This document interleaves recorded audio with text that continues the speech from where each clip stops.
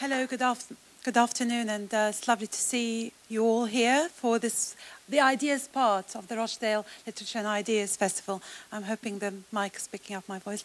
This session is brought to you in conjunction with the Manchester Salon and the Battle of Ideas, and you'll find on your chairs a leaflet that tells you about the Manchester Salon, which is a monthly get-together of people around the area of Manchester to discuss various ideas and debate. So please pick up a leaflet and do pay it a visit, as well as the Battle of Ideas. Again, there's a brochure on your chair, and the Battle of Ideas is an annual festival of debates that takes place in London in October for a weekend, and currently it's at the Barbican. So do think about coming to the Battle of Ideas next October 2014, where it'll be our 10th anniversary. I'll assure you it'll be a fantastic weekend of debates and ideas. Well, this afternoon it's hopefully you're going to have a brilliant session, because we have already a wonderful panel. And I'll introduce the panelists in a minute. And the session this afternoon is about music and poetry. And who of us doesn't actually love both? You know, we're not going to admit to not loving both. So, and the question is, are they in perfect harmony? So, while performance poets and songwriters, they used to revel in their status outside the poetry establishment, the critical acclaim afforded to veteran performers such as John Cooper Clarke, Bob Dylan or Jim Morrison points towards the contemporary respectability of lyricists. Yet, if the celebration of such artists is no longer controversial, there seems to be less consensus that their work fits into a poetic tradition. Some point to the rich history of collaboration between the sister arts, poetry and music, and see performance artists and rappers as a contemporary extension of the Bardic tradition or the lyrical poets.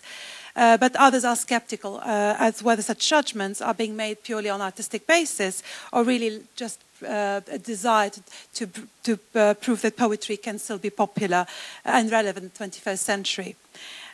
So where is the line to be drawn between a witty rap or a catchy lyric and the intense lyricism of poetry?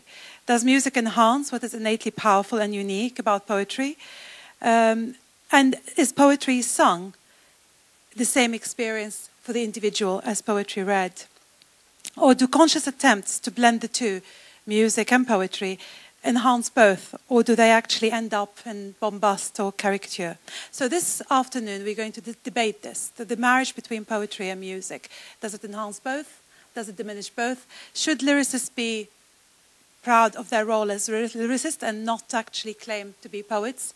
Or are they actually the modern equivalent of our poets? And to help us in this debate this afternoon, I'm going to introduce my speakers.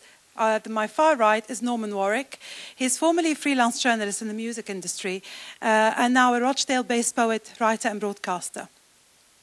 When he was studying for his BA at the University of Leeds, Monsieur student, he learned to argue that the works of his heroes, like Guy Clarke, Jon Stewart and Bruce Springsteen, could talk to the poetry of Blake, Wordsworth, Donne and Robert Frost. And he feels that poetry is a place where imagination begins, and he calls his weekly newspaper page and community radio programme All Across the Arts. And he's also appeared on BBC Radio Lancashire, BBC GMR, and worked for BBC TV as a judge on the Off by Heart series. Next to Norman is Dr. Shirley Dent. Shirley was the communications director for the Institute of Ideas before taking up her communications role in the telecoms industry. She is now an associate fellow of the Institute of Ideas and writes and comments widely on arts and literature, including a regular blog at Guardian Arts Unlimited and reviews for the Times Literary Supplement. Shirley researched the editorial and bibliographic history of William Blake's works for her PhD, co-authoring a book with Jason Whittaker, Radical Blake, Afterlife and Influence from 1827. To my immediate left is Akala. Akala doesn't need introduction, I'm sure. He's a 26-year-old rapper, label owner and educator. Began his career as a grime artist, which actually I don't know what it means, so you might have to tell me what it means later. I'm showing my ignorance here. But has evolved to become a hip-hop artist with many tracks containing historical facts and deep messages. In 2006, he was voted Best Hip-Hop Act at the MOBO Awards.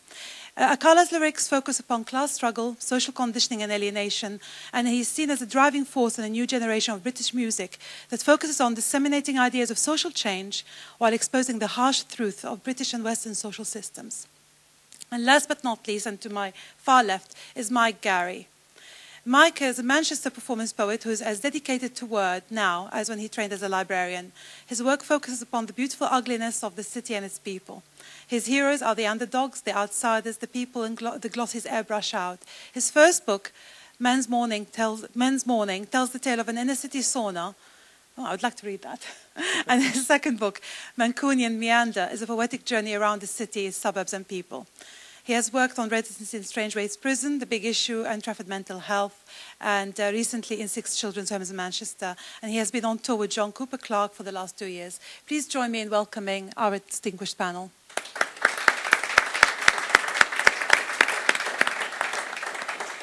A little bit about the way we're going to do the debate this afternoon, the discussion. Every speaker will have between 5 and 7 minutes. I will keep time because I want to get as much from you as possible. And then after they have spoken, I will be asking them some questions, and I'll go out to you, the audience, because I want maximum participation from everybody here today. This is about all of us engaging in this discussion and debate. So without further ado, I hold over to Norman to be our first speaker. Okay, thank you. Is that picking up? Okay, thank you. When I received this invitation, which was a real thrill, a genuine thrill to receive the invitation, I knew exactly what I was going to say. I knew exactly what I was going to talk about. I knew perfectly well how lyrics and poetry related to each other and how poetry set to music became something else and that it was perfectly acceptable and that's the way that life should be, everything in harmony. So I'd got all that sussed and that's all I needed to tell you. And then I was told that I had to talk about that and justify and explain it for 5 to 7 minutes. Okay, that became a bit of a different kettle of fish then. I needed to think about things maybe a little bit more than I had previously. So I started to think about things and I had got my ideas sussed ready for you all again today. They'd changed from what they were a few days ago, but I'd got my ideas all sussed for you. Unfortunately, between that moment of absolute clarity when I knew exactly what I was going to say, I went to see a Leonard Cohen concert at Manchester. And Leonard Cohen performed poetry set to music for 3.5 hours.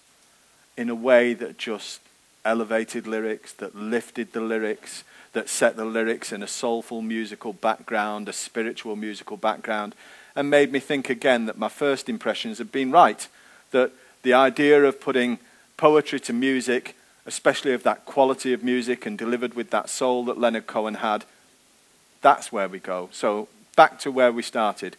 Lyrics and poetry can be looked at in the same light, and that the music doesn't detract from them, but it enhances them. And then Leonard played a trick on me, because what he did for his encore was send the musicians off stage. And he came on and he read a piece of poetry that only 4 days earlier I'd played on my radio show, desperate to fill some time, that runs at 6 minutes and 2 seconds on his album. And that was a poem called 1,000 Kisses Deep. Yes. And he read it live from the stage with no musical accompaniment, and it lasted 90 seconds, and it would have changed the life of anybody listening to it. Not that you would think differently, but it would have moved you so much that it changed your life in some way. So then I was back to, maybe there's a lot to be said for this idea of poetry without lyrics and without music. So I've vacillated completely over the weeks, and I wish that I could come with an argument that I hold dear to my heart and be able to persuade you of that argument. But we're in a library, which might seem a perfect setting for poetry, but I'm not sure, because we don't know where poetry exists, do we? We don't know whether poetry exists in isolation. Everybody talks about arts and how they exist, whether they collaborate together, whether they live together, whether they cohabit in various places. And I think one of the things that Susie and her staff and colleagues have done here at this festival is bring those different art forms together. So did poetry ever exist in isolation? Did poetry ever exist without music and without dance and without our cultural circumstance? I don't know. But what I do know is that I'm dressed like an idiot here today because as a poet, I've been invited to compare this festival. What poetry has to do with comparing a festival, I don't know. But people set those two things together.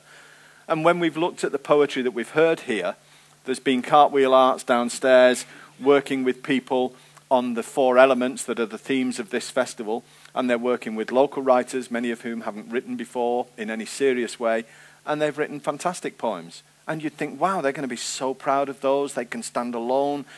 They're all their own words. They're going to be very precious about those words, and they're going to want to read them out and say, these are my words. But actually, they've been encouraged and coached into working as a team, and the words got chopped up and moved about from one writer to another, and then somebody else in the group had put a bit of music to it, and then they performed it with elements of hand-waving and dance and everything. And it had come beyond poetry, perhaps, or evolved into another art form. So I know I sound like I'm waffling. I don't know an answer to whether or not poetry is a different thing from a lyric.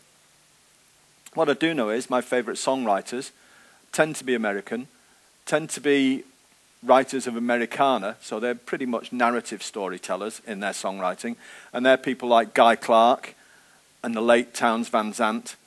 And I think that their poetry would compare with Blake, and certainly people have made a living out of writing books that compare Dylan and Blake and look at the work and the influences that Blake had on Dylan. So I consider those people to be poets. I consider Guy Clarke and Townes Van Zandt to be as much a poet as Blake or Wordsworth or whoever. It happens that I like their music as well, so that enhances that poetry for me. But we go back to isolation then, and we talked about whether or not poetry exists in isolation. And maybe it's an isolated pleasure.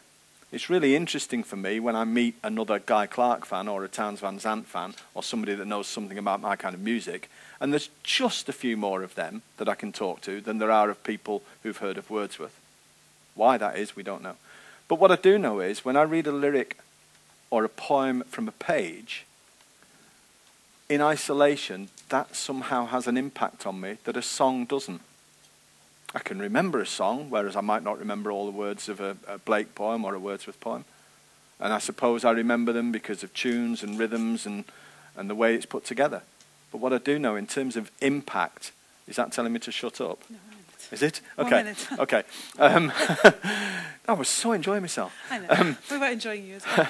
But it's interesting that when I read a page with a poem on it, that is a very different act from listening to a song. And it affects me in a very different way from listening to a song. And it will stay with me as I drive my car. It will stay with me as I go to work. It will stay with me in conversations. And I will remember those words on the page, even the aesthetic of those words on the page, in a way that I don't quite remember the song or view the song in the same way. So, to be absolutely clear about this, I've no idea. Thank you, Norman. Shirley, are you clear about it? Yeah, I am. Okay. And I'll be right up front. I think there's a difference between poetry and lyrics, and that's the argument I want to make. And as a preface to making that argument, I want to read a lyric and a poem and give them both the due attention and care in reading them that I hope you will give to them in listening to them. And they're both lyric, both the lyric and the poem have moved me when I've encountered them. I just want to say my argument is not about poets or lyricists, it's about us and how we encounter those works. So I'm going to read the lyric first of all. Walk in silence, don't walk away in silence. See the danger, always danger. Endless talking, life rebuilding, don't walk away. Walk in silence, don't turn away in silence. Your confusion, my illusion, worn like a mask of self-hate, confronts and then dies. Don't walk away. People like you find it easy, naked to see, walking on air, hunting by the rivers, through the streets, every corner abandoned too soon, set down with due care. Don't walk away in silence. Don't walk away. That was the lyric. Some of you might recognise it. It's a vaguely popular lyric. I'm going to read now the poem. The little hedgerow birds that peck along the road regard him not.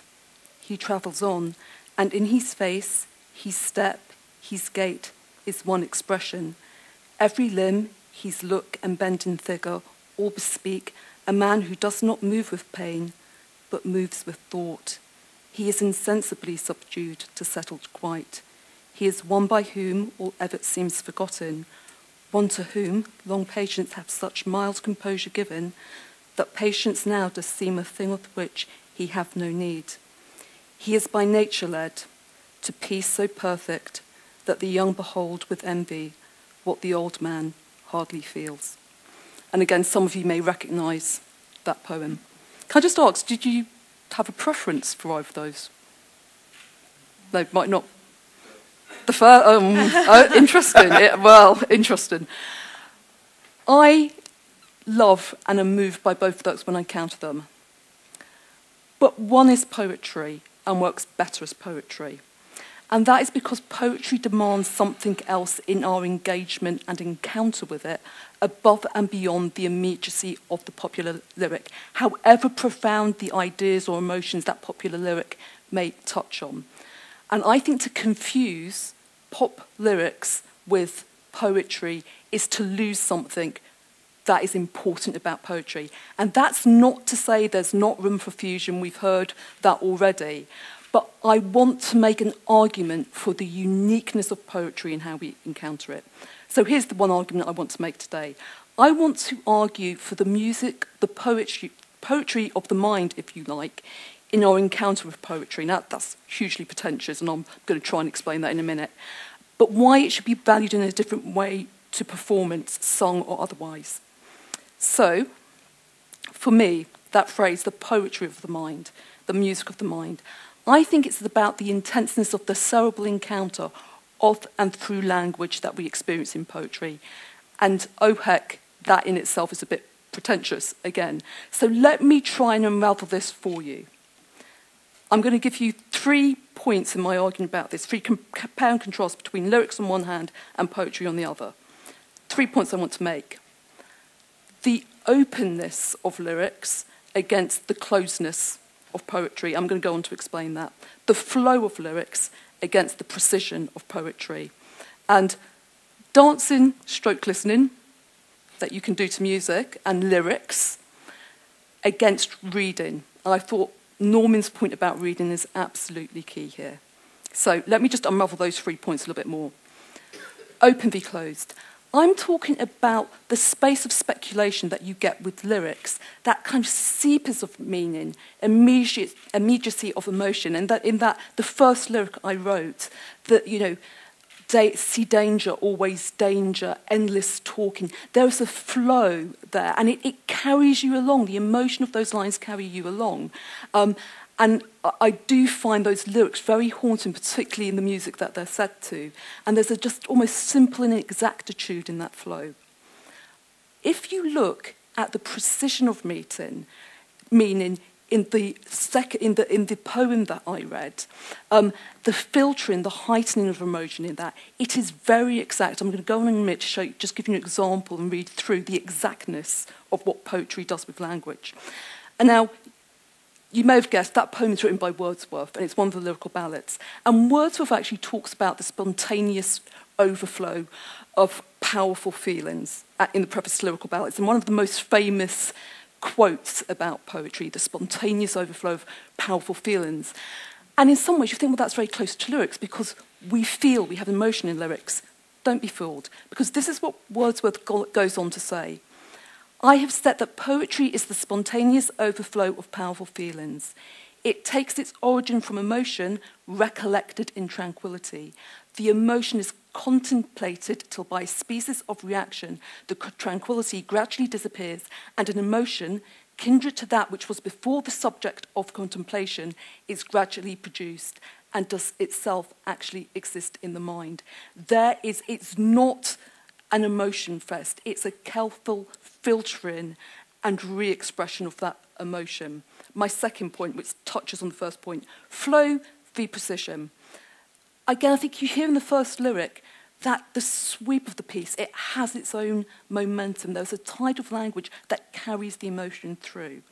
I want to compare that with the structure, the technical structure of poetry in the second piece. I just want to return to... okay, I'm going to be quick now. Just very quickly, that line, he is insensibly subdued to settle quite. You've got alliteration in there. And that alliteration, in the sounds, insensibly subdued to settled quiet. Very beautifully put, insensible, insensibly subdued. It's a quietening down of the emotion, but it's carried and heightened by the actual language and the precision of that language. And what Coleridge said about Wordsworth was, and this is about enough poem, but he said, if I had met those lines running wild in the deserts of Arabia, I would have instantly screamed out Wordsworth. There is no other way to put it. It can only be said in that way. That's the beauty of poetry. Very quickly now, because I've got my warning. Yeah. Dancing, listening, rereading. Very quickly. For me, lyrics are a visceral encounter, and I think we should cherish them and enjoy them for that. And in some ways, they're externalized. For me, poetry is a cerebral encounter. It's internalized. It's about sitting down and reading. A cerebral moment of engagement with another mind.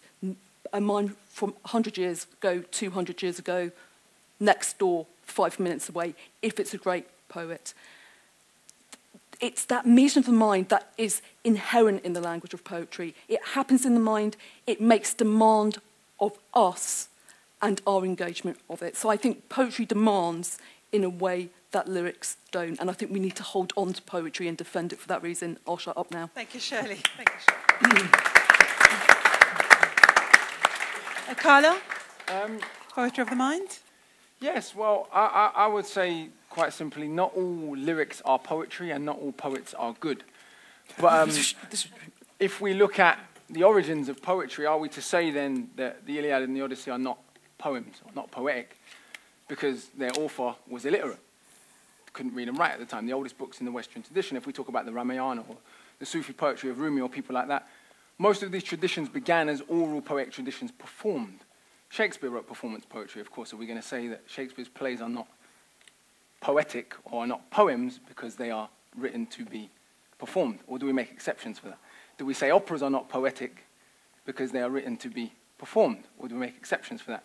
And are we only drawing the line when it comes to quote-unquote popular music? So I would say that, speaking particularly for the tradition I come from, which is the hip-hop tradition, a tradition that most people don't understand at all in its historical context, the relationship between oral spoken poetry as a means of telling history, of a means of familiarizing the community with itself, is a very ancient tradition. It goes all the way back, at the very least, to the largest empire of West Africa, which was the Malian Empire, the Mandingo Empire, otherwise known as.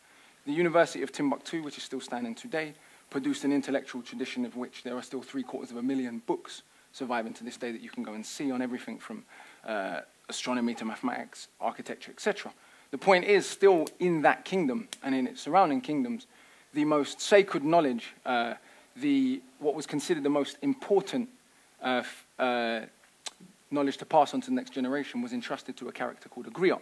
A griot was a genealogist, a singer, a historian, a political advisor, etc., etc., etc. This tradition still exists today. One of my close friends is a direct descendant of an 800-year-old griot tradition, a lady called Sona Jabate, who we perform with.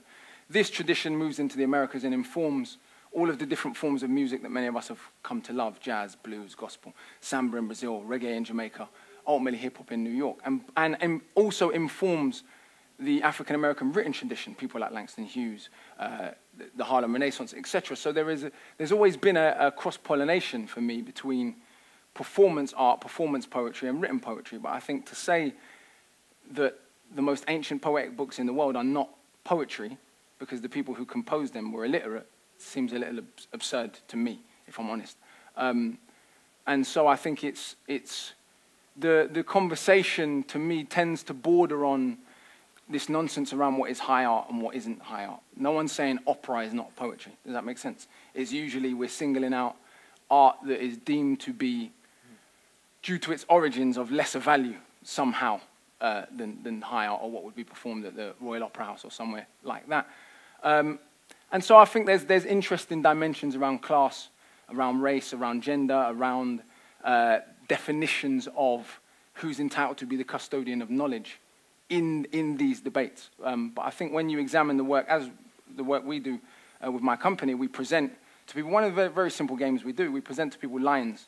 One line from a hip-hop song, one line from Shakespeare. We've done this all over the world. We've done it with the head of education at the Globe. We've done it with Say and McKellen. No one ever gets them all right. We ask them to tell which one's hip-hop, which one's Shakespeare. Now, if the delineation between the two was so clear and so apparent, everyone would know immediately, upon hearing a one-line metaphor or a one-line quote from either which was which. I've done this on Newsnight. People didn't get it right.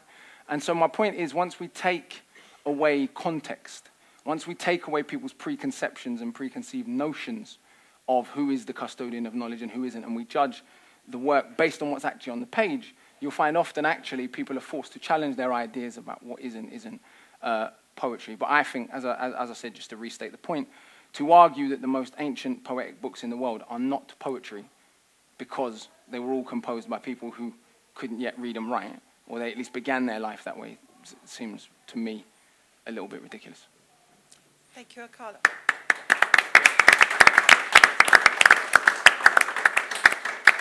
Mike, are you agreeing with anyone yet, or disagreeing, or have you got your own opinion on all that? I think it's very difficult, and to start where Norman started, to be honest, to saying that he had a clear idea of what the answer to the question was, I must agree with that more than anything else, that I haven't got a clear idea. I'm here to learn as anybody else is, and that's why debates like this are great in lots of different ways, because I'm constantly revising ideas. But at the same time, I think what Shirley said about, it's about our perceptions, it's about our own perceptions in our own heads. The Joy Division lyric compared to the Wordsworth lyric are very different, and based upon, again, our own personal perceptions of where you were at the time when you heard Ian Curtis singing those lyrics, the history of Ian Curtis, his relationship with you as a person from a certain place. It all changes. It's all dependent on who you are and the individual. What Akala was saying about the urban griots and things like that, something I'll add to is Irish traditional music, which is my background, which is very similar. I was brought up in a house whereby every Sunday morning the Irish Rebel songs were played, and you sat down and your dad told you what it meant to stand in the band like a true Irishman and go and fight the forces and speak Republican stuff. It wasn't poetry, but he did it in a poetic way. It is a debate, again, about high art. It is a debate about what poetry is, and it's a very broad thing. At Old Trafford today, you will see poetry taking place. Not necessarily spoken poetry, but a physical poetry. The term poetry is used in lots of different ways. And I'm jumping from side to side and from argument to argument. But again, Shirley's point about the way it is written, the crafting of something, which means that it will be a sonnet, that he will count or she will count his or her syllables, separates it again from the lyric. However, I've seen lyrics whereby they have turned out iambic pentameter. They have been embroiled with wonderful alliteration, rhythm and rhyme, in the same way that you might have thought he sat down and crafted that, when in some ways they just haven't. I've seen young people deliver haiku. I've been on buses and listened to people speak haiku. So sometimes there is the strict form which we must take into account, and sometimes the lyric can do that as well. However, I do veer on the side of Shirley's argument, to be honest. But I might change in a minute. In that, ultimately, as a craft, I believe there's a deeper intensity to poetry, whereby it is a shared intellectual experience of two minds, one the author, you the reader, and whereby ultimately you will put that down and you will spend as much time thinking about what has just taken place between you and that piece of paper than you would with a lyric. I believe that lyrics are a lot more personalised, are about me, whereas poetry is more universal. It's about you. I think a poem aims to be more universal in opening something up, as opposed to saying this is about me. The Joy Division line and a lot of the Joy Division stuff is very much Ian Curtis talking about himself. This wonderful lyricist, this wonderful writer, who incidentally, I had a friend who once told me, yeah, Ian Curtis, he used to bully me, which was an incredibly interesting thing, I thought, considering the history of Ian Curtis and his life and his tortured, slaved life. But ultimately, I believe that the way we perceive and the way we take and the way we read poetry is very different. As a poet who reads poetry, sometimes I look at every single letter as a piece of sculpture. When I read Seamus Heaney, every single word is a fist in the stomach, or one of those metal balls that swing to demolish buildings. And every single word swings and hits me. I've never had a lyricist do that. I've had a lyricist make me want to dance, but I see that as something very different to the impact that a single word from Heaney or a single word, not so much from Wordsworth, because I was never a particularly big fan, because I wasn't sure which Wordsworth it was who'd written it. So I'll tell you what, let's continue the debate, and by the end of today I might have come up with an answer. Thank you, Mike. Thank you. Well, actually, I thought I might give the challenge to Akala. Mike's saying he hasn't had a lyric that kind of hit him like a demolition ball. Would you like to have a go at? He definitely hasn't listened to Lauryn Hill, The Mystery of Iniquity. Do you want to say a couple of words? No, it's important. Right? No, I don't mean that. I don't mean that in a bad way. I think. Do you want to say a couple of lines from it? No. It hits him. Well, I think but I think you have to let the performer speak for themselves. I think that songs that are sung, and what you're talking about the personalized first-person love song, I would agree. I wouldn't necessarily. This is my point was earlier. Not all lyricists and not all lyrics are poetry. Not all poets are good.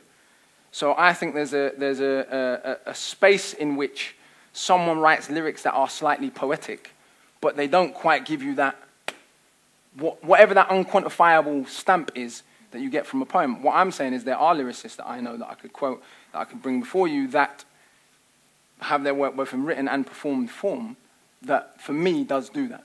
And some work that is now written was not composed by people who did write it. The Iliad and the Odyssey being the prime example, because they're the foundational books of a Western poetic theatrical tradition. The man who is charged as the author did not write them. Does that mean they are not poetry? Do you understand what I'm saying? Yeah, absolutely. Shirley, I wonder whether you want to have a kind of... There'll be lots said here about the... And for me, I'm getting kind of confused where the demarcation line is. Because, Mike mentioned poetry happening in Old Trafford now. And actually, I've always said that the All Blacks are poetry in action when they're playing rugby. So are we just misusing the word? What are we doing here? Okay, well, let me try and unpick a few things. First of all, I do think we need to take the authors almost out of it. And obviously, I'm not saying that's forgetting for your intent, that's not what I'm saying, but take them out of it and let's look at the work, right? Let's look at the work and actually make judgments about that work. So, and also take the context out of it, because I think poetry comes out of and speaks to a specific historical moment. We've already had Heaney mentioned, you could mention Yeats, you could mention a whole, where it's very specific to a historical moment. But actually, and I very much agree with Mike, it's about the universal truth that carries on beyond that, and that meeting of my mind, that encounter with that work and that poet. The truth is, I'm not that much interested in the poets. There are some really horrible people, and I very much agree with Akala. There are some dreadful poets out there. I mean, really darned awful poets, and actually good lyricists. So I think we've got to look at the work. My question is, what do we mean by poetry? And actually, that I think is becoming more of an open question. I think that's problematic, because I think we need to understand the tradition. As Eliot would say, you need to understand the tradition before you can break the tradition, and we want to break the tradition, we want to do new things, but we need to understand that tradition first of all. So that's one point. So I think there is a sort of eating away at what we mean by poetry. So I think we've got to return to the work and make judgments about the skill and craft of the work, and there is a lyricism within poetry, and understand what we mean by that. So we need to do more work reading poetry, for instance, and on the critical tradition. I want to pick up the point about the oral tradition. I think in some ways, of course, going back in time, poetry came from all different sources, and then we had the printing press and we started printing stuff, etc., etc. So it's not in and of itself where that tradition came from. The Iliad and Odyssey in the Western canon have had a huge history of translation. Keats is on first looking into Chapman's Homer. So there is a huge history of how that oral tradition is then translated onto the written page. And that's not to denigrate the oral tradition, but it is to say that we reached a moment where poetry became something else, and those works became something else. In Chapman, and, you know, those wonderful opening lines from Keats, much have I travelled in those realms of gold, for example. So there is a progress and tradition of literature. It's not set in aspect. One of the things, very quickly, and then I'll shut up, is I just want to go back to the performance and the lyricist distinction. One thing I don't understand is, why do you care? Why do you want to be called poetry, rather than just a lyricist or a rapper? Because there's great rap, okay? But why do you want to? And I think that's an interesting question for us. Why does it matter that it's seen as poetry? And I'll just leave that one out open. Can I bring you in here? Does it matter that's seen? I mean, you know, I love A Thousand Kisses Deep, and I love it when it's spoken as opposed to when it's sung. But is it poetry? Is it lyrics that are spoken well? Well, first of all, in terms of naming the beast, if you like, I don't think it matters whether we call it poetry or lyrics or song or dance or whatever. I'd just go back a bit further in the way that Akala's talking about the oral tradition. I mean, you know, the first paintings were on walls in caves, and they were drawn and painted and scribbled and etched before man had found the words to describe those paintings. Did that somehow devalue those paintings then when we found a language to describe them? I don't think so. I think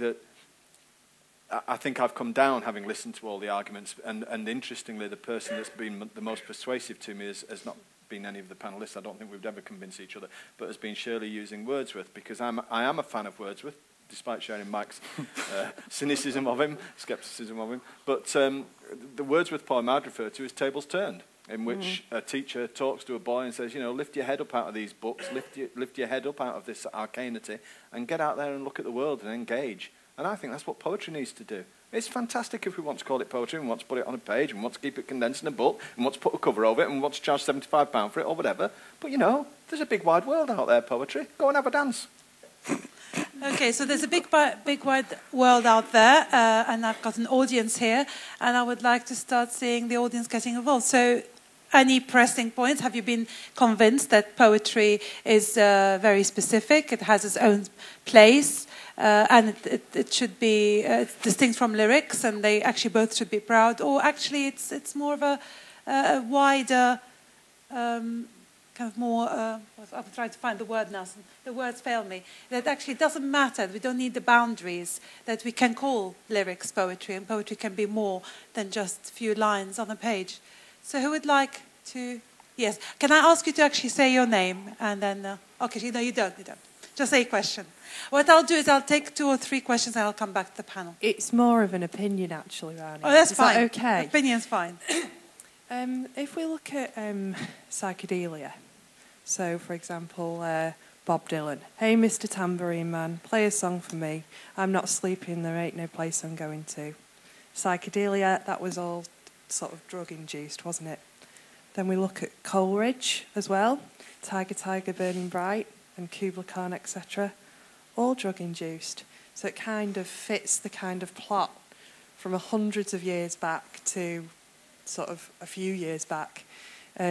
So I'd like to argue that there's that sort of tradition of psychedelia within lyrics, but also the tradition of psychedelia within poetry. Okay, thank you. Any other opinions or questions? Yes, the lady at the front, and then I'll take. Can you wait for the It's an observation again, really. Norman just mentioned that poetry is contained in books and things, and I think the difficulty with a debate like this is, well, I've come to literature later in life. I also a mature student, finished a degree last year, hated poetry up until I studied it at degree level at 45, and I think poetry is very, very niche. And whilst you can debate it very easily here because you understand it, the majority of people out there, kids and adults like myself who I work with, have no understanding of what the difference is between poetry and lyricism. And I think I've been listening a lot recently through my children to this guy and Scroobius Pip, who's introducing the spoken word with music. And what it does is, for young people and older people, it makes poetry accessible to people because they don't understand it and they don't understand the play of words and how it works. So I think there's a definite value in adding music to poetry because it makes it more accessible to people who otherwise wouldn't understand it and wouldn't be able to access it. And I love poetry and I fell in love with Wordsworth as well. But if you did ask me to look at him as a child, or my daughter, her friend studied The Wasteland as a 16-year-old, and you think it's enough to turn people off poetry. And what we need to do is flick switches on and get people listening to it. And if they do that by adding it to music and by combining the two genres, and it opens up a new world to them, then in my opinion, that's the way that we need to work. So. Thank you. And I think I have one here, and I'll go to the gentleman over there. I'd just like to thank Suzanne for and the Maskey Collection for inviting us to have this conversation, because it is stunning. And those contributions were brilliant. I'd like to pick up on this point at the front, which for me is the most convincing point being made on the panel, and that's about the universality of quality poetry. I really like the Joy Division lyric, and that is one of my favourite all-time tracks. I listened to those lyrics inside out, read them and learnt them, and if you could advise me what the naked line is all about, that would be very helpful. The thing that is disappointing about that track and those lyrics is the complete lack of universality of experience, and it doesn't actually take you anywhere. And listening to it as a teenager, you become completely self-obsessed, and that's for me what that track is all about. On the car here, when I was giving you a lift, you recited a little bit of Keats, and I knew it instantly because I learnt it as a kid in English, but I really didn't appreciate it. And it's only when you listen to it and hear it on the radio, because I've not yet gone back as a mature student to literature, but you hear those pieces on the radio, and the appreciation of what they mean is totally different now because of the worldliness that you get as you grow up and you knock around in life. They mean a lot more because of the experiences that you've had, and you begin to appreciate the universality, and you do have a proper conversation with the author, not as a person, but as somebody who recognises experiences that go beyond the individual. So for me, that was a stunning point that you made, but unfortunately I still don't get poetry. I don't think it matters. Okay, okay. I'll come out back because I want to take these points back to the panel. And one of the thing that it's about the oral tradition, actually, and maybe linking it to what is poetry for. And I want to go to Akala because please feel free to respond to all the points. But also I want to add another point. I'm taking the prerogative as being a chair. You mentioned Rumi. Yeah. And Rumi and Hafiz are two of my favorite poets. Hafiz was completely an oral poet. He's a Sufi poet. Mm-hmm. And actually, Rumi's poetry wasn't really about poetry. It was about self-enlightenment. It was about faith. So putting all these things together, Rumi didn't claim, or Hafiz, they weren't claiming poetry. They were claiming to be dervishes on the way to God. So does that devalue their work? Do we have to call it poetry? People say to me, well, this is rubbish. It's not poetry. But does it devalue? Who says it's rubbish? Oh, some people say that to me. Who? I'd like to know who. Okay, I mean, this is what I'm saying. There's traditions from all over the world. If we take the Tao Te Ching of China, composed by Lao Tzu, easily one of the wisest books ever written, 81 simple verses. Are we to say that that is not poetry? We're not totally sure who the author was, We're not totally sure if he even wrote the book. I mean, incidentally, the Chinese were printing books 700 years before people in Western Europe anyway, right? So if poetry began somewhere, does it only begin at the point people were writing or that people were printing? Or does it begin with the ancient Egyptian hieroglyphics? At that point, because they committed it to stone and they physically wrote it down, is the ancient Egyptian Book of the Dead or the pyramid text, is that where poetry began? What is the mechanical point at which we're saying this distinction should be made? If we take Saul Williams and Gil Scott-Heron, two of contemporary America's best-selling poets in published form, who are also performance poets, are we to say then what they did was not poetry because they also performed the poets, even though they're two of contemporary America's best-selling poets? Do you understand? But all of their poems were written to be performed. Back to my other point about Shakespeare. Shakespeare wrote performance poetry. He wrote plays designed to be performed. His sonnets are very much first-person narrative. All right, I would argue they are of somewhat superior quality to the Joy Division lyric, but that's because of Shakespeare's personal ability, I would say. And I would say there are people who are performance lyricists who, the quality of a Rumi or Lao Tzu or whoever else, who've written music that's written lyrics that are designed to be transmitted, already have that same gift. And then again, are we arguing anywhere in the world where people don't have the ability to write, there is no possibility for them to compose poetry? What about the point about music bringing poetry to young people? Yeah, well, obviously that's what I attempt to do, so it's definitely something I'm in favour of. But this is what I'm saying is I think part of this argument is also quite culturally specific. If you go to China or go to the so-called Middle East or to Africa, there isn't this distinction between the supposedly rational written form and the performed form, is what I'm saying. This is a culturally specific argument. There are parts of the world in which the written form is older than it is in Western Europe, places I just named, ancient Egypt, China, India, plenty of places in the world, but where still there is seen a happy marriage between performed forms of poetry and written forms of poetry. And as I said, those are parts of the world that have had the written word for significantly longer. So I think the distinction should be about the quality of the work, not the form in which it's transmitted. Okay, Shirley's keen to come on. Well, I think there is a truth in what you're saying. Right. There is a spectrum. What my argument is we need to understand, I think Mike's point about the universality of poetry and that encounter with poetry is really important. I've been to China, and the striking thing for me, and I don't speak Mandarin, so striking thing for me about in China is poetry is actually everywhere, and it's actually in the fabric of the infrastructure around you. So it's literally visually carved, and I don't quite understand, I'm not going to understand the connection between the visual art of poetry in China and the spoken art of it. And I think that's a very interesting area.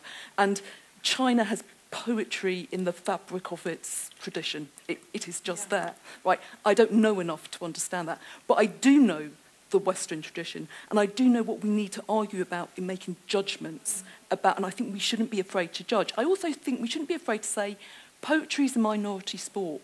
I'm not saying that everybody should go away and read Paradise Lost or The Prelude. I'm not saying that. I think people should feel bad if they don't want to do that. But when we do make the decision to go into that work, I think we've got to be able to judge it. I think we need good teaching.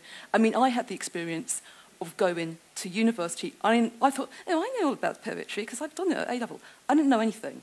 And I had a brilliant teacher, and it was like the scales falling from my eyes. We should not be afraid of the awe of poetry as well. Philip Pullman's got this great story about his primary school teacher just reading to a class of 7-year-olds The Ancient Mariner, and he said the face was just like, they did. But he said that resounded with him, just the awe of it. You need an entry point. And if actually people have an entry point through lyricism or rap or whatever, that's great. But that's not poetry. Let's not pretend it is. Really quickly, I'm going to be really quickly, because it drives me mad. I'm really sorry to say this. The drug thing. Whatever about Coleridge, Will Self said, you take drugs, therefore you will write crap. And I think that's true, and he should know, right? It's sorry. But particularly with Blake never went anywhere near drugs. That was a later invention by Huxley and others. And the strongest thing, he was a working class poet. You had Wordsworth and Coleridge, it's called Kendall. It was Kendall Blackdrop, the choice of opium that they had. They could afford opium. The strongest thing ever associated with William Blake was porter, a pint of porter. He didn't go not Blake, right? Just Okay. it's not there. Clean. Blake was clean. Blake was Norman. But very interesting. Yes. Well, there's a lot of anecdote about Blake. Gilchrist has got a lot. Norman's coming in. Norman. The problem is with the panel that we all fully respect each other's views, I think, and I find myself, as she speaks, I find myself nodding sagely. Yeah. Absolutely right. But at the same time, I find this opinion in my heart. What are you talking about? I'm really interested because it's behind you, by the way. Yeah, poetry. It's just there behind you. Because we still haven't identified what poetry is. And we talk about quality. We talk about poetry and what makes good poetry and what's the quality. And I remember, first of all, the film The Dead Poets Society, where, you know, the poems were marked on a scale of content and form and all this sort of thing. Actually, Mike and I, and I don't want to speak for Mike, but Mike and I, and I'm sure Akala and Shirley as well, but we've worked in schools and we're taken into schools to work as poets and facilitators and just generally to work as enthusers and move people towards poetry. What I absolutely believe is that when we go into a school, quite often the teacher will first of all come up to us and say, don't talk to Shirley today because her grand's not very well. Oh, okay then. So we then talk to them and encourage them to write, and the first thing that little Shirley writes is, I hope my gran gets better. Now that might not be poetry, but it's only saying, do not go gentle into that good night. So don't be afraid of it. It's only saying Dylan Thomas in a different way. It might be a very basic way. It's simply, I hope my gran gets better. But what was Dylan Thomas saying? Okay. So I think how we identify poetry is really important. Mike, are you... Yeah, a few very interesting points. One from 10 minutes ago is the semantic of the meaning of the word poetry, what poetry is, what it means, and its position. And we'll know as poets, well, I know that sometimes I say to the person who's employing me, don't call it poetry. Do not call it poetry. You will alienate people. I was a librarian for 13 years, and I know that library and poetry are probably the worst two words in the world when it comes to promoting something. If you're talking about poetry in a library to young people, that's it, you're dead. I know semantically you're going to let something down. Something will fail. Something will not work. Also, I believe that what we are talking about now is massively driven by the market. I think it's all about money. I think it's all about commerciality. I think Shakespeare was all about putting bums on seats in theatres. Yeah. I think what I'm doing is about selling books and selling tickets for my show. I think what Akala does, I think what Norm is exactly the same. It is about the market. Ultimately, what we are trying to do, we believe passionately about the things we believe in. We believe passionately that what we have got to say is incredibly important and the world must hear it. That is the most important thing. The world must hear what we've got to say because what we've got to say is incredibly important and we will do anything to do that. Even if it means we call it rap. Even if it means we call it hip-hop. Even if it means we call it spoken word. Even if it means we'll lie and we'll cheat and we'll do anything to get people in there to hear us and hear our product so that we can sell our wares. Because ultimately, what's most important is not what it's called, as we've seen from today. What it's called is not really important. It's getting to hear it that's important. Yeah, you do realize we're being filmed, so everyone knows now you're lying and cheating. Well, I'm a poet. Poets are the greatest liars and cheats. Absolutely. Akala? Well, I think go back to the audience after Akala. What is called is tremendously important because I think that language is powerful. And we use this word poetry to place value on something that we don't place on something else.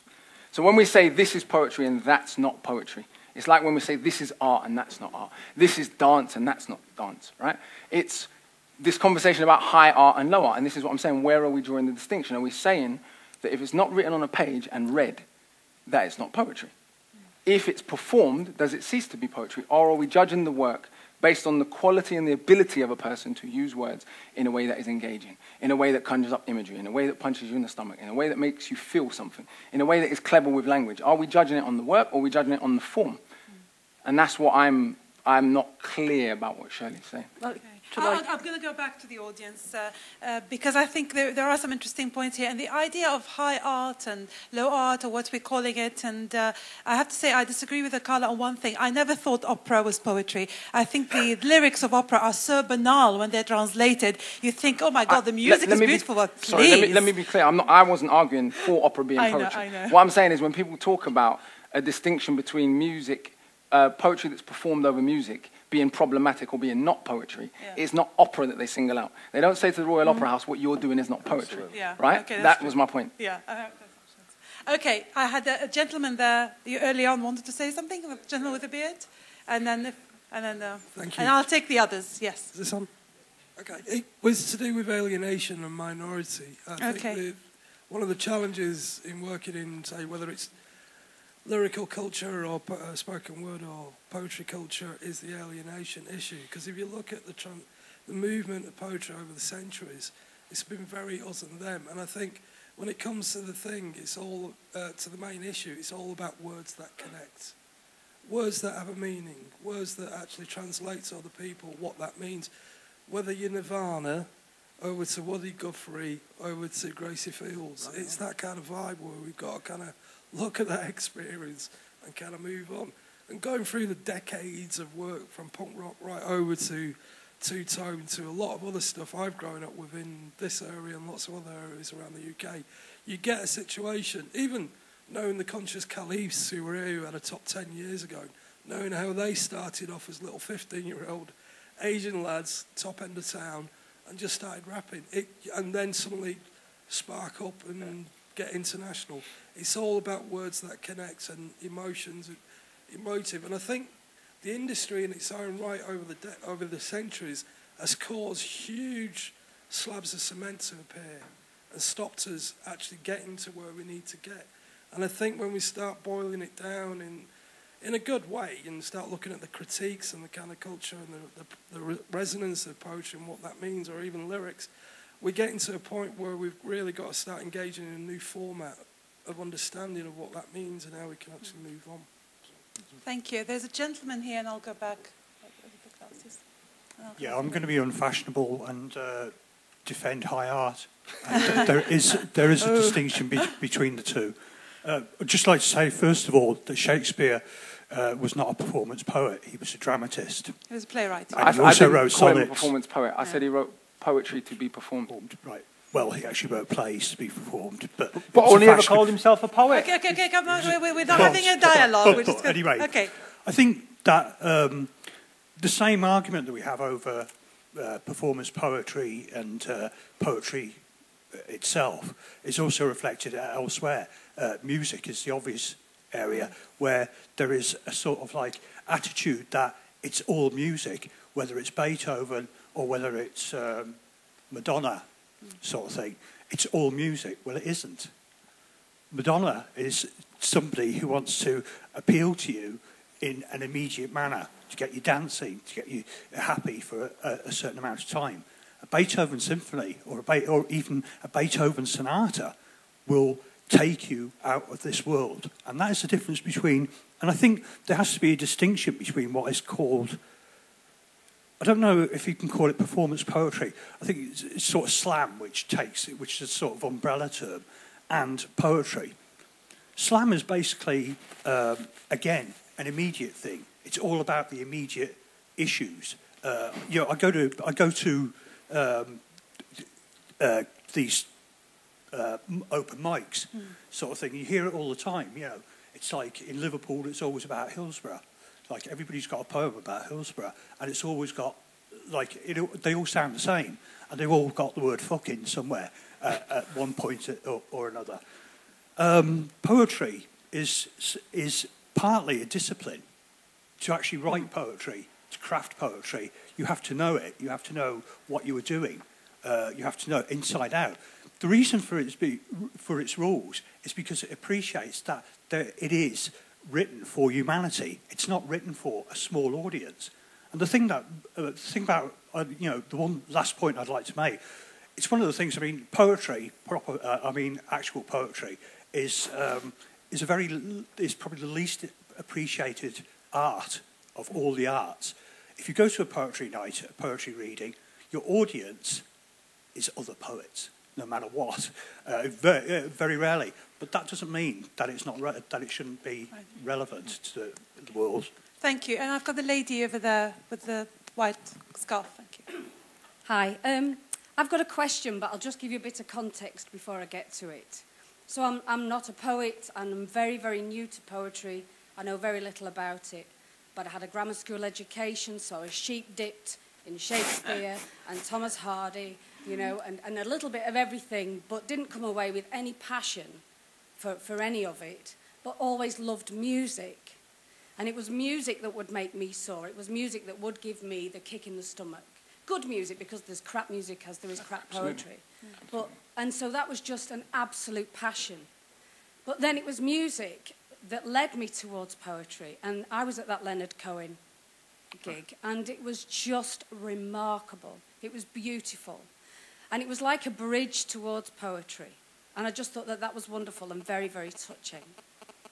But I don't want it to be a land I'm not allowed to go to, because I don't know a great deal about it. I want to go.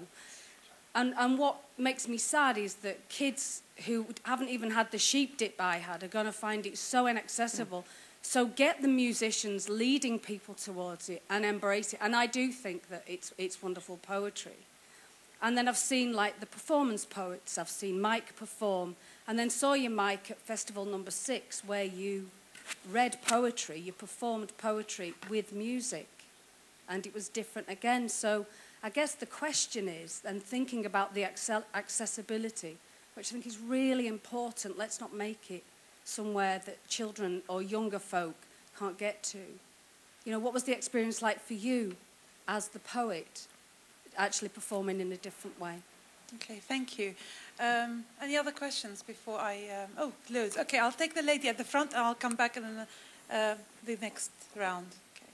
Well, what the lady was saying about poetry and music and bringing poetry to people through music, can't it be quite a dangerous thing in a way? Because music almost makes poetry or lyrics an accepted thing. So if we take the very relevant recent example of the infamous blurred lines, that comes through to the people using music to sort of bring forward a really abhorrent idea of a rape culture, and that means that people accept it. So we can see that music makes people accept words, but isn't that dangerous then? Oh, interesting point. Oh, the cameraman wants to say something.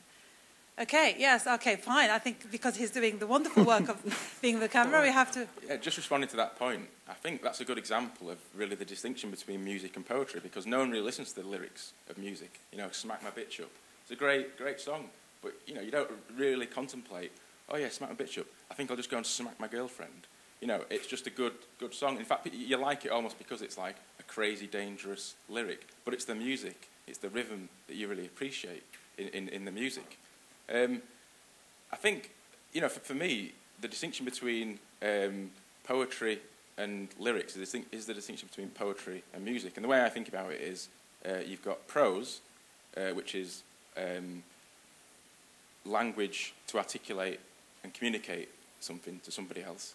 And then you've got music, which is the sound, which you engage on a purely aesthetic level. And then you've got poetry, which is language used in a patterned, musical way. That's the way I'd understand the distinction. And, yeah. Thank you. Okay, I'm going to take to the ladies at the back. I think they had their hands up. Do you don't have a... And then we'll come back to the panel. I'm glad you come to me now, because I'm by now completely confused. Well, that's good in a way. It's a higher order of confusion. I hope the confusion is of a higher intellectual order now. It's so high by now. I'm on the ceiling. I don't know. Good. But I think what is beginning to irritate a bit is it's all beginning to sound a bit like the class system, almost. Okay. And I think that that's very, very sad. And it seems to me that we haven't learned very much since this whole business was definitely part of the class system. We haven't got past that. And I don't know why. I don't know why kids are turned off by poetry. I don't think there is enough of it going on in schools. I really, really don't. And I don't mean secondary schools. I mean primary schools and preschools, and to just demystify this whole thing, because at the end of the day, it doesn't matter. It really doesn't matter.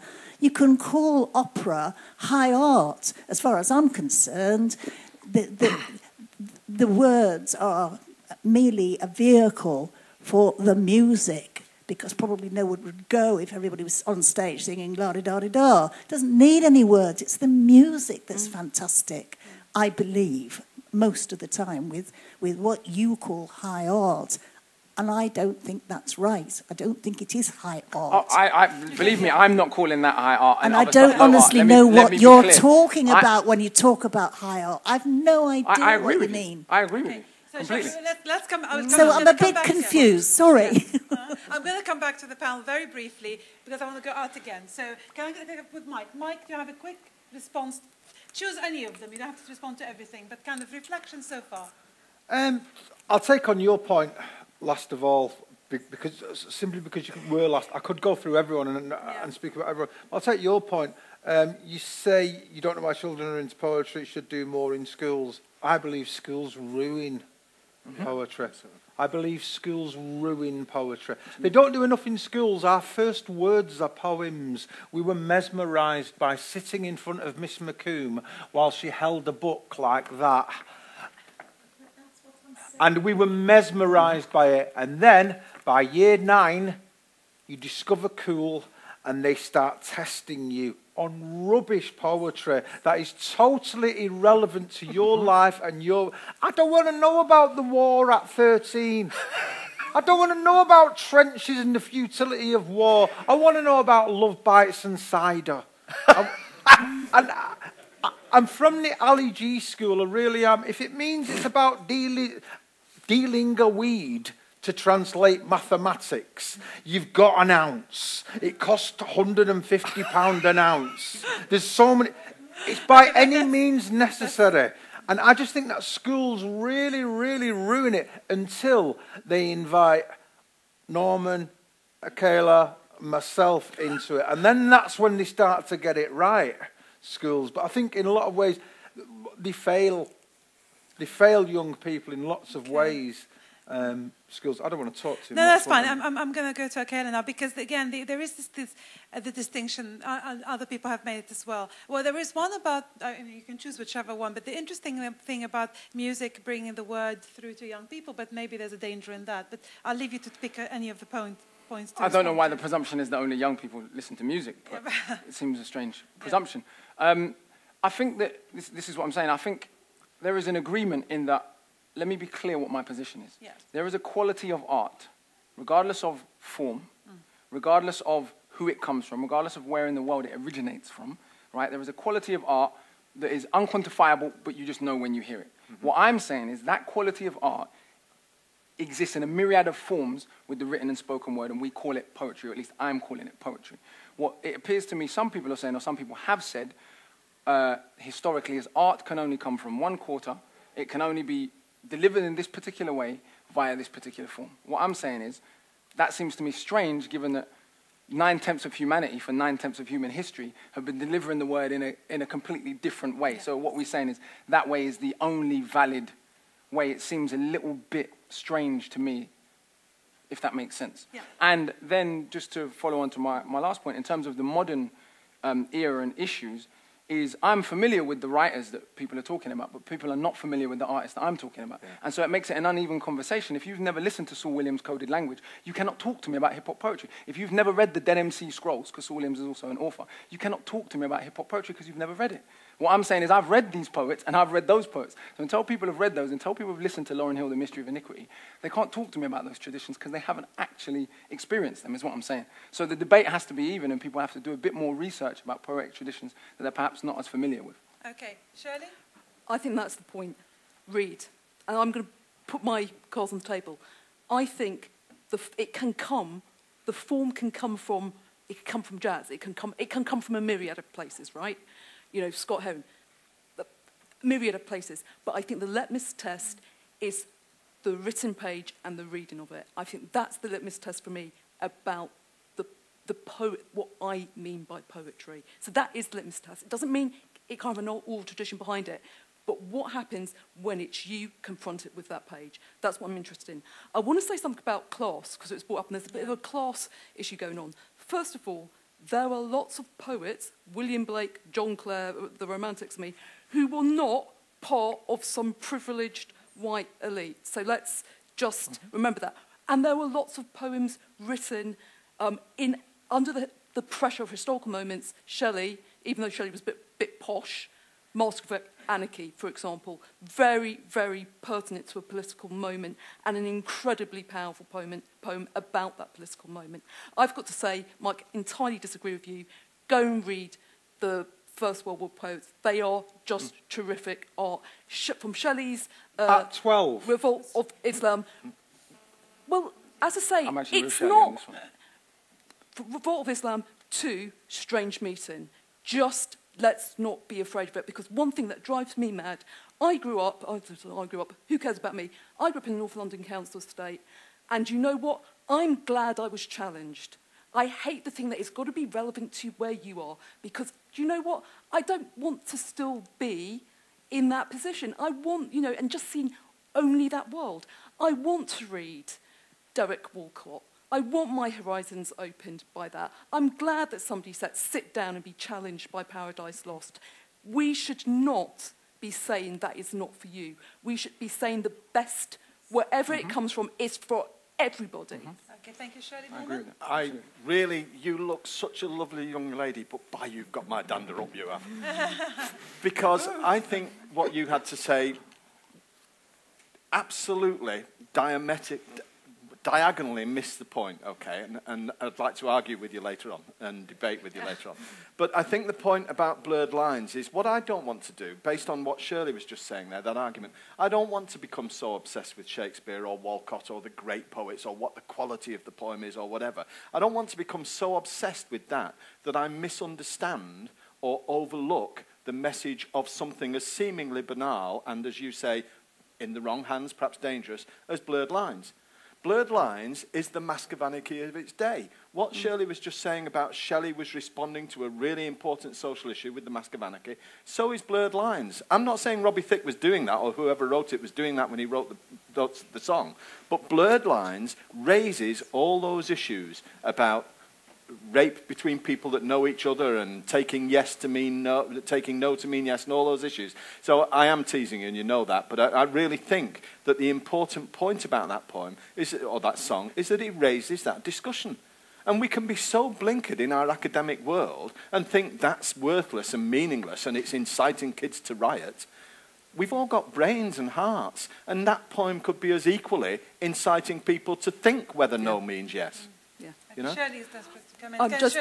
Because I want to just back up, because that was the other point I want to pick up. I think we're in really dangerous territory. If we start saying music, art, poetry, rap, whatever, cannot say things, there's a limit to the material it can deal with. We are in really, really dangerous territory. Not because I particularly agree with everything that anybody writes, but because I want to judge. I want to hear it, and I want to judge. Because you know what? I'm not going to go out in a crazy moment because I'm a rational person. I can deal with difficult ideas and challenging ideas. And if art, or even music, or whatever, fails to challenge us, we're in real trouble.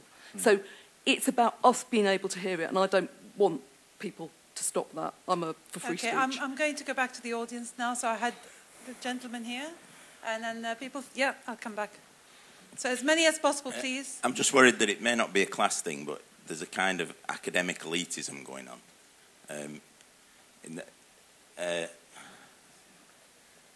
you say why do the lyricists and hip hop artists want to be classed as poets, but equally the argument could be put back, why do you want poetry, the word poetry, to only define your idea of the structured, engineered piece of work? Okay. Thank you. Lady at the front here, and then we'll go back.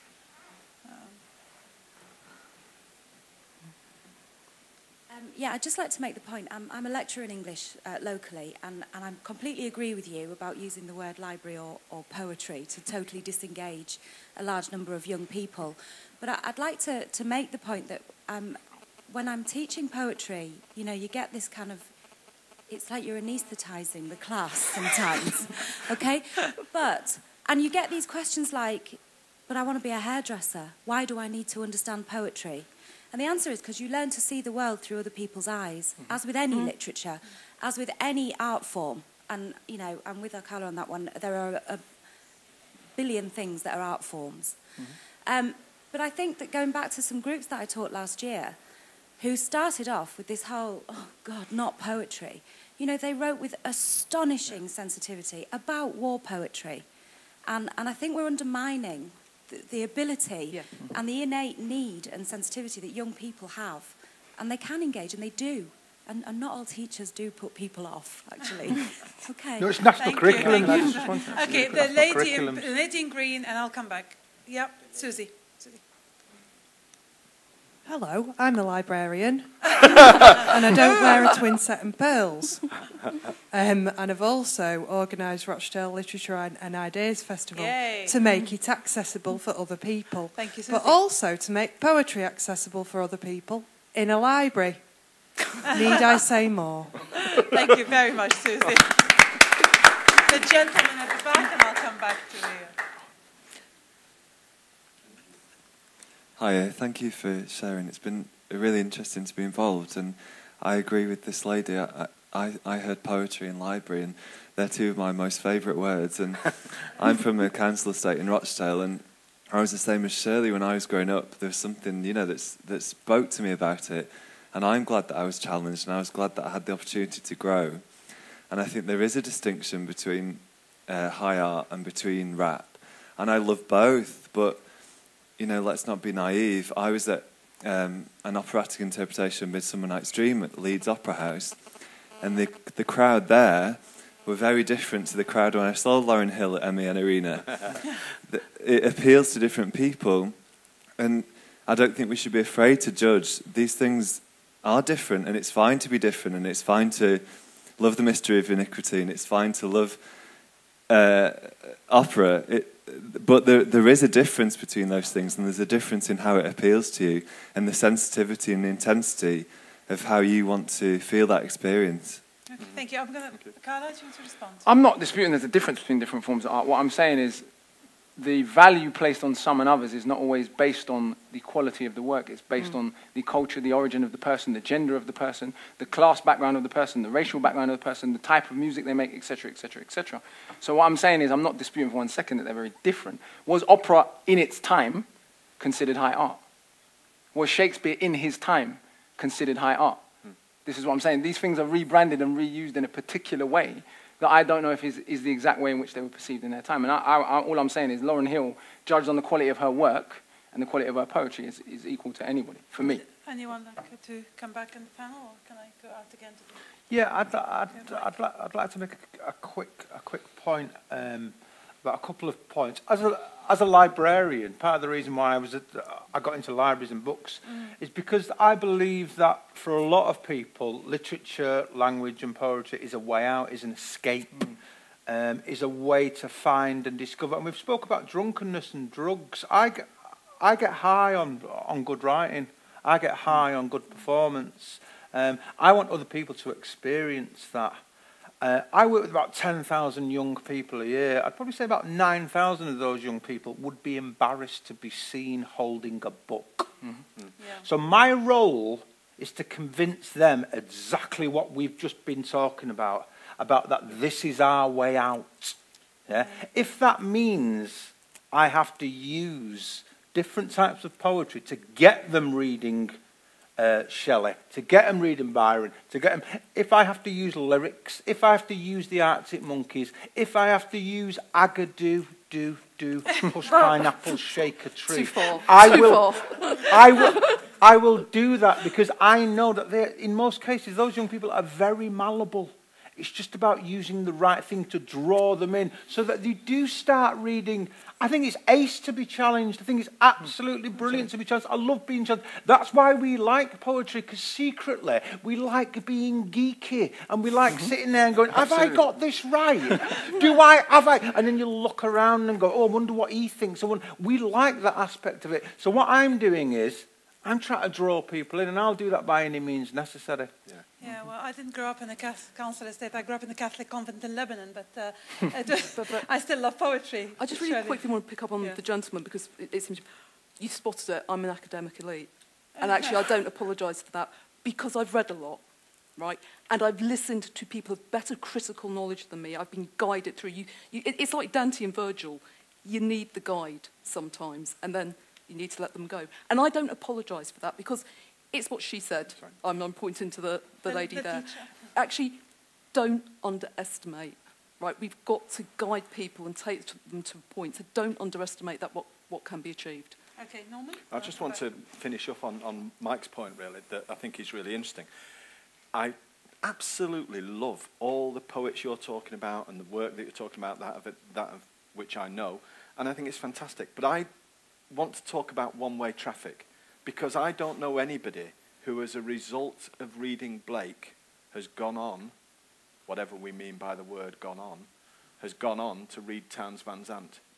But I could find you 20 people in Rochdale that I know personally who have listened to the songs of Townes Van Zandt and found something so worthwhile in those lyrics, something about their form, something about their content, something about all these measurements that we're applying that has made them say, I want to go on to Blake. And I don't know which way that progression is, but I know that it's only one-way traffic. And I hope those who read Blake also read Rumi, because they're very similar. And I'm going to go back now to the audience for the last round. So please, hands up, and so you get a chance. I'm going to go to the gentleman up there, and I'll come back to the young lady at the front. So this is your chance. Come on, get involved before we hear. Yeah, I think music is poetry, because you could take Jill Scott Heron's "Like the Revolution Will Not Be Televised," which is regarded as poetry and was performed as music as well. And you can also take Tupac as an example, like Brenda's Got a Baby, whereas you could read it as poetry, and it was used with lyrics and as music as well. Plus, I think that people talking about the poetry and music issue were creating like a class system as well, because rap is for currently I think rap is for like a minority, whereas poetry is for like a different class. Yeah. Okay, thank you. Okay, thank you. The lady at the front again with the jumper, and other people, please hands up so I can see you. Yeah. Well, I hate censorship in all of its forms, and I'm not trying to say that we shouldn't bring up these topics, because they are important. But the thing is that as a 16-year-old and being amongst other 16-year-olds, it's the acceptance of these ideas that they hear in songs that is worrying to me, because they will listen and they will not stand up and challenge them. And when you hear something through music, you realise that through the mass media, which can often be very popular music, people just won't refute it. People will just take it as it is. And it's that influence of particularly popular music, charts music, stuff like that, that the ordinary person or the ordinary person of my age that I notice will not stand up and say, hold on, this is wrong. They'll just conform, they'll go along. And that's why I think it's dangerous. Okay. Thank you. There's another young lady over here, please, with the mic. And hands up, other people, so you get a chance. Come on. Hiya, I've just left school, and it's about the point really about how teenagers are introduced to poetry. I agree with you that war poetry is a brilliant thing, and that it should be listened to by young people and read by young people. But when I read it, Mike's actually been into my school, and before Mike came into my school, I weren't interested in it. But then, because Mike's been in and introduced me to other poetry that I've been able to understand more and relate to more, I now am more interested in the war poetry. So I don't think it's about like what poetry young people should read as much as how we should be introduced to it. So. Okay, another hand up here. Great point. Okay. They're all making great points. I think enough has not been said about the music of poetry. Yeah. And I think we're missing a point here when we do not talk of the music of poetry. And that is why I would like to take issue with what Norman said about the little girl who said, "My gran died." And then he compared it to Thomas's "Do not go gentle into the good night." There is no music associated with what that little child said. It's a sentiment. Thomas's was not a sentiment. There was rhythm, there was music, there were words in the right order. And I think if children are simply introduced to all art forms, as it seems to be fashionable, through music, then they're missing the essence of that art form. The essence of the art form is... Thank you. The essence of the art form has to be recognized and has to be sold to the child. So when a great poet reads his own poetry or the poetry of someone else, you can listen to the rhythms and the music within that poetry. When a lesser person reads the same, he doesn't understand it. And that was a problem with me when I was younger, that I had to switch on the audio tapes to understand what the rhythm and the music of that poem meant. So Thomas reading his own poetry was amazing, and it changes lives. And that, I think, a distinction has to be kept, and children should not be conned into thinking that this is also poetry, that is also poetry, this will do, that's fine, you're great, all that sort of thing. There's a lot of pandering to these ideas. And it's not that people should not be introduced, but you should be introduced to what is true about that art form. And the purity of that art form, yes, there could be flexibility, but there is an art form to be understood. Okay, thank you. There's a lady right at the back. I'll come back, lady in the grey. I want to add to this before, for me, just to throw it in if you want to pick it up, is that some lyrics, and I've been recently introduced to Faithless and Tori Amos, is that her name? Yeah. So I can tell you how I'm completely uncool. But the beauty of the lyrics cannot be divorced from the music for me. So when I read the lyrics on their own, they're not as powerful as when they are actually performed with the music. But that's just my point. Lady in the grey. I just wanted to say it's not either or, is it? You have to start with a person where they are. That's where you start, and then it's a journey. I wouldn't have cared about the rhythm of that poem when I was 12, 13, but I would have cared about a pop song that I liked. It's where you start, and then it's a journey. You find, you come to that. Okay, and I think the gentleman here, and then the young man over there. So the young man over there. Oh, he's going to the young man. Sorry, it'll come back to you. I think it's quite subjective whether you think it's quite subjective as whether you think you get moved by music or you get moved by poetry. So an example that I can think of is that hip hop music is kind of maybe not key to the revolution, but it's quite revolutionary in the Arab Spring and everything, and even in France. So a lot of the writers in France have been kind of maybe not caused by hip hop music, but people have been moved by the music to kind of do something. So again, that's what Michael was saying, it kind of hits someone. And I think that is a very good example of it actually hitting someone.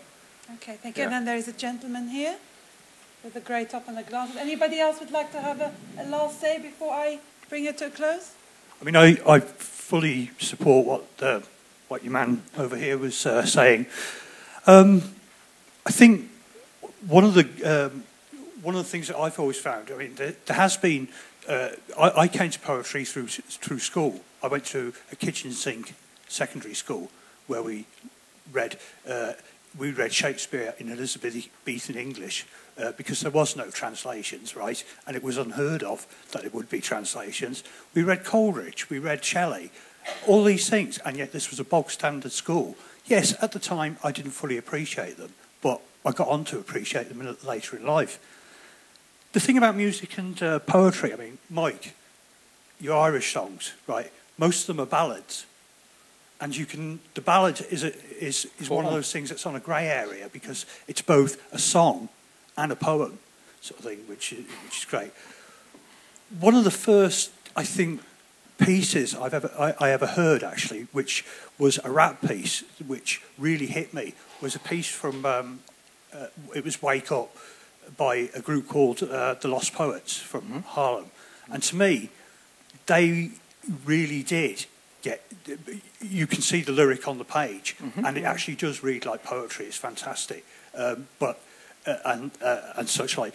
But I think the one thing that I guides me is that the worst poem ever written will always be far superior than the best song lyric ever written. Ooh. On this note, do you want to have a go? No? Okay, there's the last one from the floor. So I'm going to take the last one and I'm going to come back for 2 minutes wrap up, please. I just want to say I think music can be poetry. And I think that music is more relatable to the youth. I think poetry is seen as something quite arsey, really, to the youth. Elitist, you mean? Elitist. Yeah, elitist. Let's use the language properly. All right, I'm sorry. Elitist. Because, like, if I was saying, well, us three, we've came here to the poetry talk, but if the poetry talk didn't have Akala here, we wouldn't have really been here. So one of the things that attracted us was... Oh, you didn't come here for me. I'm so disappointed. Sorry. So I think music it can attract people towards poetry, but it can also be poetic. So I don't really agree with the point that the worst poetry is better than the best lyrics. I think that a lot of lyrics are really quite powerful. Okay. Anyone else wants to have a last go before I come back to the panel? Okay, what I'm going to ask the panel to do now, kind of in reverse order, a couple of minutes to wrap up. Loads of points out there, including mine, but up to you. So, Mike, can I start with you? 2 minutes to wrap up? Yeah, I was on the Mary Ann Hobbs show this morning on BBC Six Music with John Cooper Clarke, and I tweeted an article from The Guardian, which is a Seamus Heaney poem, his last poem, which was published today in The Guardian. And the point I made is that the art is bigger than all of us. Yeah. The actual art of poetry is bigger than all of us. But what I'm trying to do personally as a poet and as an artist, because they're both the same thing, is share that body of art. If that means I have to build bridges through music, through rap, through spoken word, and through agadoo, I'm sorry. Whoa. That's what you're listening to, agadoo. I will do that. I've got it in my head now. I know. I will do that. I will use music. I will use those things to bring these, well, young people for me, into this massive pool of euphoria, which is poetry. Okay. Thank you, Mike. Akala? Yeah. They're here only for you, not for us. I mean. I'm sure that's not true. For me, I mean, people from outside hip-hop culture won't understand that, but even within hip-hop there's an elitism.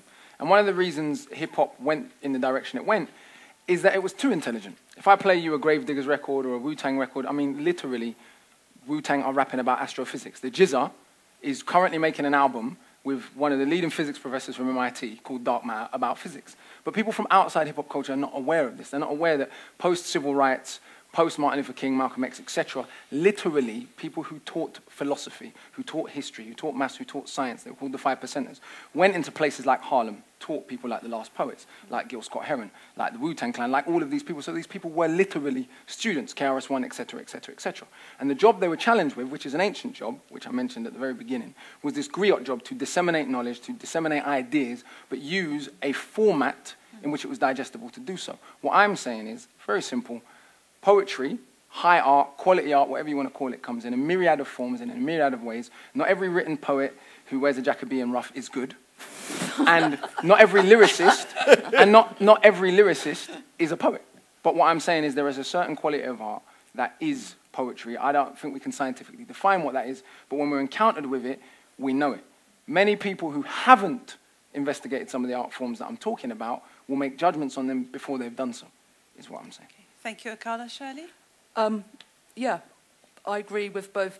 The art is bigger than us all, and it's about the quality. So maybe just to convince you that there might be something in the art form I've made a argument for, I'm going to let my art form speak for itself. So if it's okay with you, yes. And Mike, you might like this, I'm going to read a poem by, very sadly recently deceased, I think one of our greatest poets in the 20th century, and I think it's probably one of our greatest poets ever, which is Seamus Heaney. I'm going to read Diggin'. Between my finger and my thumb, the squat pen rests, snug as a gun. Under my window, a clean, rasping sound. When the spade sinks into the gravelly ground, my father digging, I look down till he's straining rump among the flower beds, bends low, coming up 20 years away, stooping in rhythm through potato drills where he was digging. The coarse boot nestled on the lug, the shaft against the inside knee was levered firmly. He rooted out tall tops, buried the bright edge deep to scatter new potatoes that we picked, loving the cool hardness in our hands. By God, the old man could handle a spade, just like he's old man. My grandfather cut more turf in a day than any other man on Toner's bog. Once I carried him milk in a bottle, corked sloppily with paper. He straightened up to drink it, then fell to right away, nicking and slicing neatly, heaving sots over his shoulders, going down and down for the good turf, digging. The cold smell of potato mould, the squelch and slab of soggy peat, the curt cuts of an edge through living roots awaken in my head. But I've no spade to follow men like them. Between my finger and my thumb, the squat pen rests. I'll dig with it. Well, that gave me goosebumps. Thank you, Shirley. Norman, are you convinced? Have you made up your mind, or is it another higher order of complexity and confusion? Another higher order of complexity. There is a song by Guy Clarke, and it's called Texas 1947. And it explains about a tiny little village out in the wilds of Central America somewhere, that the first high-speed electric train was coming through. And on the day that the train came through the village, everybody went down to the village to see this. The poem is brilliantly written, the lyric is brilliantly written by a man of 40 years old, remembering how he felt at 6 years old, seeing that train, maybe emotion recollected in tranquility. But he talks at 40 about what it felt like at 6 years old to see that train coming through. And therefore, I think your point about the greatest poem being stronger than, the weakest poem being even stronger than the greatest lyric, just doesn't stand up. That poem achieves, I think, what any great poem would do. That lyric achieves what any great poem would do. It's enhanced by its music, but if I listen to it without the music, it works as poetry. But what I want to say in conclusion, and I know I'll get shot down by my chairman here, but what I need to say in conclusion is, look, we've tried being polite, we've come along with our ideas, and we've tried to educate you and show you, and frankly, it's not worked, and I want to see you, and you can bring your dad outside now, right? Well, can we please, I've found this afternoon highly stimulating and thought-provoking. I want to thank my panel, my esteemed panel, so Mike, Akala, Shirley, and Norman. Can we please thank them?